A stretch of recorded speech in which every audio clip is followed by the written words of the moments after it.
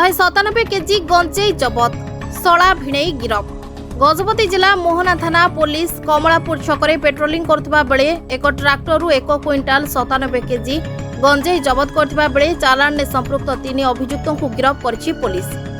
गिरफ अभियुक्त माने हेले स्थानीय मोहना हाईस्कूल छकर रामकृष्ण साहू सुशांत साहू दुहे संपर्क ज्वाई सला बोली जना पड़छि। अन्य जने अभियुक्त हेले अड़बा थाना बमपदा गाँव संतोष जानी। पुलिस चालान ने सहयोग करथबा गोटे कार और ट्रैक्टर को जबत करिछि। अभियुक्त माने मोहना अंचल गंजेई नहीं ब्रह्मपुर अभिमुखे चालान करथबा बेले विशेष सूत्रु खबर पाई पुलिस कमलापुर छक निकटरे चढ़ाऊ करी एही गंजेई जबत करिछि। जबत गंजेईर आनुमानिक मूल्य प्राय 15 लाख टंकार ऊर्ध्व हेबो बोली मोहना थाना पक्षरु सूचना मिलिछि। ब्यूरो रिपोर्ट प्रतीक्षा न्यूज।